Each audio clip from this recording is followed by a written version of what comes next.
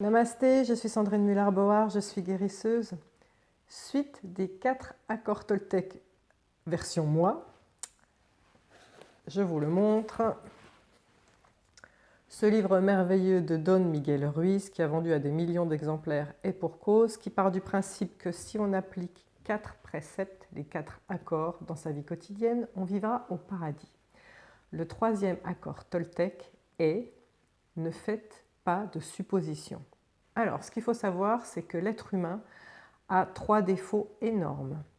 Il voit ce qu'il veut voir, il entend ce qu'il veut entendre, et il part du principe que tout le monde pense comme lui. Et alors, ça, croire que tout le monde pense comme vous, c'est la pire des choses, parce que ça va vous amener à faire des suppositions. Je vais vous donner un exemple que les femmes connaissent bien. On se dit souvent, s'il m'aime, il devrait savoir que. Parce qu'on pense que notre chéri, il est comme nous. Alors, s'il m'aime, il devrait savoir qu'au moins une fois par semaine, il devrait m'acheter des fleurs. Ok, donc, toute la semaine se passe. Vous n'avez absolument rien dit au chéri. Ah ben oui, il est censé savoir, hein, puisqu'il est comme vous. Et puis là, le samedi arrive, il rentre de sa promenade, il vous fait un petit bisou. Ça va, ma chérie? Il est tout gentil, tout va bien. Et là, vous êtes furax. Furax, pourquoi? Parce que s'il m'aime, il devrait savoir qu'il devrait m'amener des fleurs. Et donc là, vous attendez les fleurs de pied ferme, et puis il arrive, il n'y a pas de fleurs, et donc vous lui répondez sèchement, et puis là, lui, il va se dire, mais qu'est-ce que j'ai fait? Je ne comprends rien. Et là, c'est le départ de conflits ouverts. Ces suppositions qu'on fait tous amènent des conflits. Ça peut amener des conflits intérieurs, les suppositions, parce que malheureusement, notre mental a besoin de tout expliquer. Il n'est pas capable de laisser des faits en suspens comme ça, il a besoin d'expliquer. Donc, c'est pour ça qu'il fait ces suppositions. Les conflits intérieurs, je vais vous les donner. Quelqu'un est censé vous appeler, et puis la personne ne vous appelle pas. Ça y est, c'est parti les suppositions. Ça y est, alors si c'est votre chéri, il m'a quitté, ça y est, il a une maîtresse, si c'est votre enfant qui ne vous appelle pas, ça y est, il a eu un accident de la route, il est mort, ça y est, il s'est fait enlever par quelqu'un. Mais ça mène à des tsunamis émotionnels intérieurs incroyables. Vous savez ce qu'il faut pour éviter les suppositions? Poser des questions. Posez des questions, ça ne vous rendra pas plus bête, bien au contraire. On croit à tort que de poser des questions, ça va nous diminuer aux yeux des autres, comme si on n'avait pas compris. Eh bien non, posez des questions, reformulez. Si j'ai bien compris, tu as dit que ça? Ou alors, au contraire, reformulez ce que vous avez dit. Vous exprimez votre pensée à quelqu'un, reformulez-la avec d'autres mots, sous un autre angle, pour vérifier que la personne a bien compris. C'est important. Ne partez pas juste avec des sous-entendus et en laissant des points de suspension dans vos phrases comme si l'autre était censé capter votre pensée parce qu'il est comme vous. L'autre n'est pas comme vous. Chacun a son expérience personnelle avec son filtre et voit la vie avec son filtre personnel. Donc, vous devez poser des questions et vous devez reformuler. Je voulais partager, ça peut aller loin ces suppositions, je voulais partager une expérience qui m'est arrivée lors des soins d'une personne que je suis qui a un cancer, qui s'appelle Nadine. Et Nadine est une femme merveilleuse qui est au service des autres, vraiment très très altruiste et qui s'est toujours pliée en 10 pour sa famille.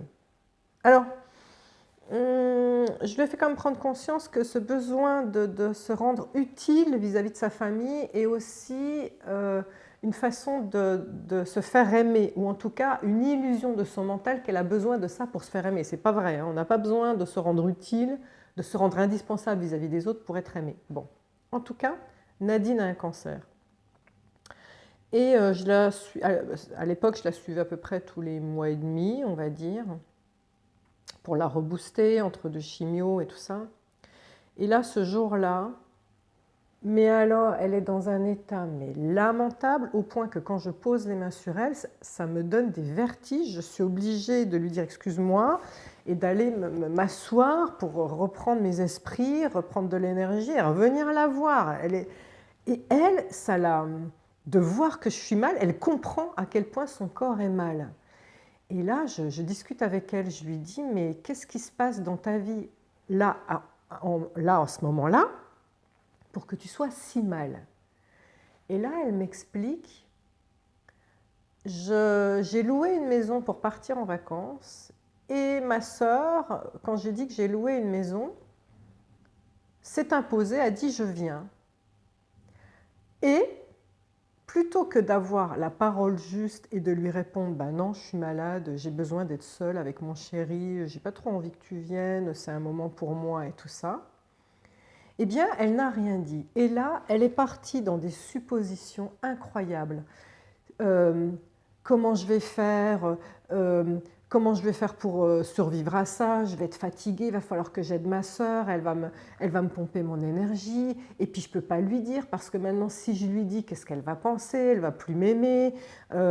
Et puis, si j'annule, que des si j'annule cette réservation, qu'est-ce que mon mari va dire? Parce que moi, je ne suis pas capable d'être avec ma sœur, donc comment je vais faire? Et donc, tous ces si, toutes ces questions, ce tsunami émotionnel, parce qu'à un moment, à un instant T, elle n'avait pas dit les mots, a créé une maladie, parce qu'en fait, j'ai mis les mots dessus, c'était grave. Je lui ai dit, votre subconscient est en train de trouver la solution à ce problème.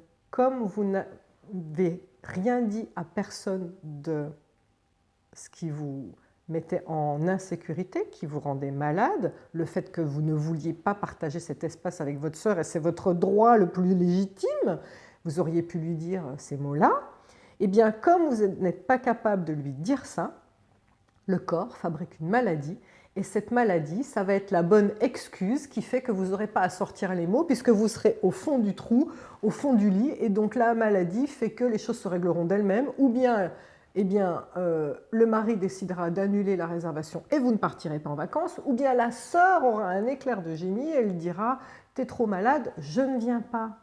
Mais à quel moment on pose des questions? À quel moment on dit les choses? À quel moment on exprime correctement sa pensée sans se dire « oui, mais l'autre, il devrait savoir ». Parce que c'était ça qu'elle se disait, Nadine. C'est ma sœur, elle devrait savoir que je suis malade. Donc, si elle vient quand même, c'est qu'elle-même est encore plus malade. Mais ça donne lieu à des situations rocambolesque, c'est pire que ce qu'on voit dans les pièces de théâtre de comédie rigolote, quoi. Enfin là, en l'occurrence, c'est plutôt dramatique pour le coup. Donc, elle était la seule fautive. Ne faites pas de suppositions. Ça vous amène systématiquement au conflit vis-à-vis des autres ou au conflit intérieur. Alors, j'ai peut-être un truc à rajouter par rapport à ce « ne faites pas de suppositions ». Chez certaines personnes, c'est difficile de ne pas faire de suppositions parce qu'on est habitué à ça, parce que le mental a besoin d'expliquer les choses. Alors, je vais vous donner une autre solution qui n'est pas expliquée dans le livre. Face à une situation que votre mental a besoin d'expliquer, plutôt que de donner l'énergie à une supposition que vous allez nourrir et que vous allez faire votre vérité et qui va mener au conflit, je reprends l'exemple de « mon chéri ne m'a pas appelé ». Ok, la supposition de base, c'est « il ne m'a pas appelé parce qu'il a une maîtresse ». Bon, voilà. Et donc, à la base, ça se trouve, il n'a juste pas appelé parce que la réunion a duré plus longtemps. Le pauvre, il rentre à la maison, vous lui sautez dessus, vous lui arrachez les yeux, vous le foutez à la porte avec ses habits dehors, alors que le pauvre, il n'a rien fait à part être en retard à cause d'une réunion. Voilà, bon. Eh bien, en fait, plutôt que de vous partir dans vos délires en vous disant « ça y est, il a une maîtresse » et faire une vérité d'un truc qui est de votre mental, faites des tonnes de suppositions plutôt qu'une seule supposition. Parce que le problème, c'est que le mental donne de l'énergie à un truc pourri, une pensée pourrie. Eh bien, si vous n'êtes pas capable de ne pas faire de suppositions, faites des tonnes de suppositions. Mais je veux que vous preniez une feuille, vous la divisez en deux, Il y a les suppositions négatives, celles que vous allez faire très spontanément. Il a eu un accident, il a une maîtresse, il est parti pour toujours, bon voilà, d'accord. Et les suppositions positives. Son patron l'a retenu en réunion parce qu'il a quelque chose de très important à lui dire, il aura peut-être de l'avancement, il a eu une bonne nouvelle, je ne sais pas, dans sa famille, il doit aller voir quelqu'un, il est en train de me préparer une surprise. Il y a plein de choses positives que vous pouvez voir. Donc, ce qui est important, c'est que finalement, le fait de faire plein de suppositions, ça ne va pas focaliser l'énergie juste sur un truc que vous allez nourrir en permanence et puis du coup faire une situation, faire une vérité d'une situation qui n'en est pas une au départ, mais vous allez justement disséminer cette énergie dans plein de suppositions et du coup le mental va perdre de sa puissance puisqu'il ne saura plus laquelle de ces suppositions est la bonne. Et donc ça peut être une solution intermédiaire, on va dire, pour que vous compreniez que ça ne sert à rien de faire des suppositions. Et une fois que vous aurez compris ça et que vous aurez fait cet exercice mental de faire plein de suppositions, de vous-même, vous aurez compris à un moment que on ne fait pas de suppositions. Posez des questions. Voilà. Il ne m'a pas appelé. Bah écoute, c'est quoi? J'appelle moi. J'appelle. Alors, t'es où? Tu fais quoi? Bah oui, bah voilà, vous avez la réponse tout de suite. C'est pas mieux, non? Et quand bien même vous appelez et vous tombez sur répondeur, il y a toujours la solution de lâcher l'affaire en disant « je saurai bien assez tôt, tout va bien ». Ou alors, si vous n'êtes pas capable de faire ça, faites votre petit tableau avec 15 000 suppositions. Merci de m'avoir écouté. Namasté.